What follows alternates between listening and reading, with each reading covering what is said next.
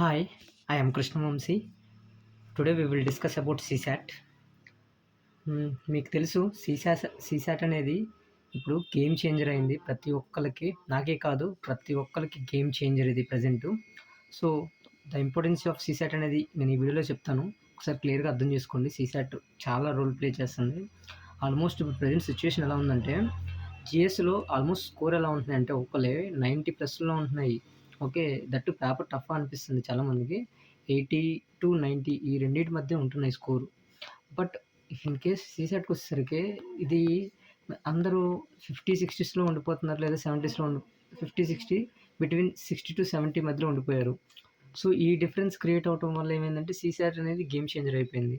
So మీరు చేయాల్సింది ఒకటే, గుర్తుపెట్టుకోండి, సీసాట్ అనేది చాలా అంటే చాలా అవసరం. మీరు చేయాల్సింది ఏంటంటే ఇప్పటి నుంచే సీసాట్ క్వశ్చన్స్ ప్రాక్టీస్ చేయండి. మళ్ళీ చెప్తున్నాను, సీసాట్ అనేది చాలా కీ రోల్ ప్లే చేస్తుంది ప్రతి ఒక్కరికి.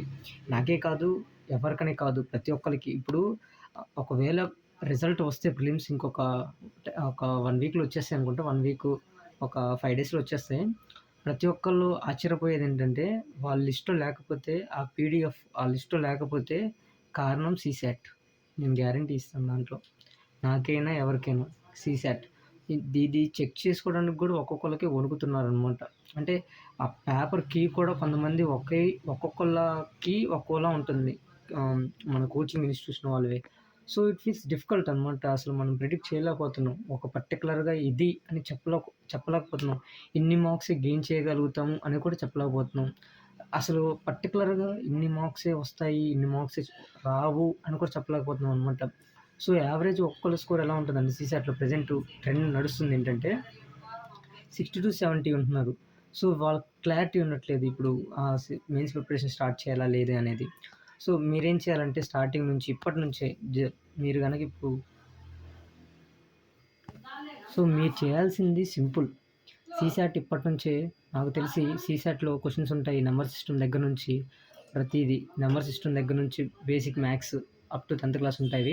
అవి పర్సంటేజ్, రీజనింగ్, ఏదైతే సంథింగ్ ఏమన్నా కానీ అథమెటిక్ రీజనింగ్ ప్రతిదీ నేర్చుకోండి. నేను ఇంకొక చిన్న అడ్వైజ్ ఏంటంటే, ఇక్కడ మీరు ఏదైనా ఒక బ్యాంకింగ్ తీసుకున్నారనుకోండి, బ్యాంకింగ్వి ఉంటాయి కొన్ని యాప్టిట్యూడ్ రీజనింగ్ క్వశ్చన్స్ ఉంటాయి. మీరు కనుక బ్యాంకింగ్‌ని మన తెలుగులో ఉన్నాయి కోచింగ్ ఏమైనా తీసుకుంటే అవి బాగా ఉపయోగపడతాయి మనకి సీసాట్‌లో. అందుకోసం మీరేం చేస్తారంటే, సీసాట్‌కి ఉపయోగపడతాయి. ఖచ్చితంగా ప్రతీదీ ఉపయోగపడుతుంది. ప్రతీదీ.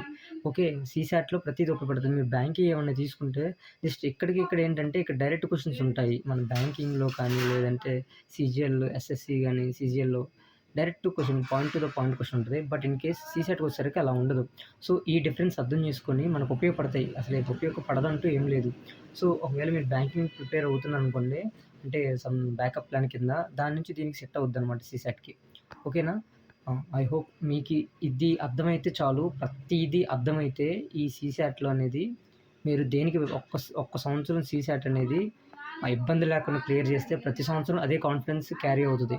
బట్ ఇన్ కేస్ ఒక్క సంవత్సరం పోయిందంటే ప్రతి ఇయర్ అదే లో కాన్ఫిడెన్స్ ఉంటది.